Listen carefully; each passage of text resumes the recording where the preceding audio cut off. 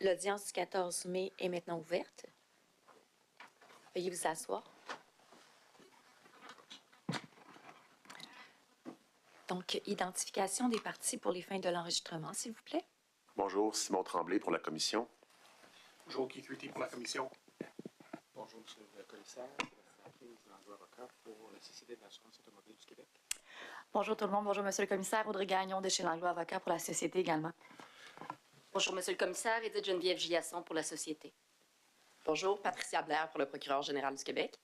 Bonjour, Monsieur le commissaire. Audrey-Anne Blais pour le procureur général du Québec. Bon matin à tous. D'accord, Monsieur le commissaire. M. Morneau en chef. Oui, on va poursuivre M. Morneau. Je m'en ai à la greffière de la sermentée, s'il vous plaît.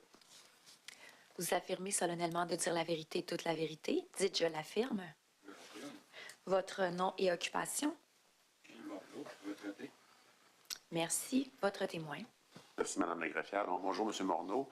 Quand on s'est laissé hier, on parlait là, du décret là, de 4-5-2014 et également du procès verbal d'un conseil d'administration qui a eu lieu là, le 14 février 2014 et dont là, je remercie encore une fois les procureurs de la Société vous ont remis une copie pour puissiez la consulter hier parce que je conviens qu'avec vous que ça fait quand même un certain temps.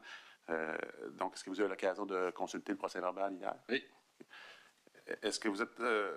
première petite question comme ça, est-ce que les conseils d'administration par téléphone sont fréquents à la Société? Non, pas souvent, non.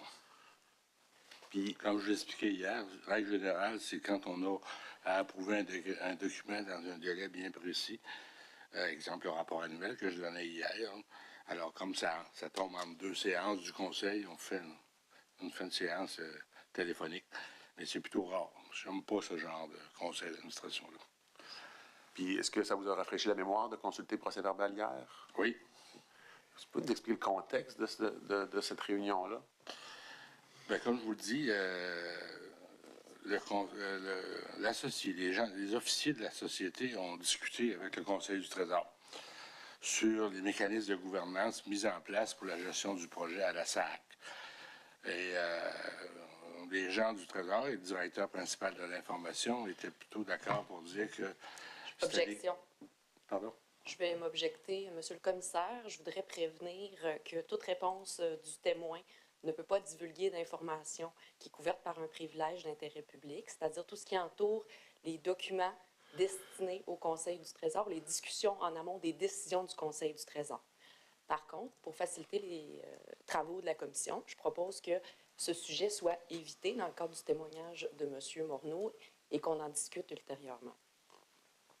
On va entendre les procureurs de la commission là-dessus, parce que je suis un peu surpris ce matin. Je vous le dis, là. On va tomber en conférence de gestion, donc on arrête la web diffusion. Je demande à M. Morneau de sortir, s'il vous plaît.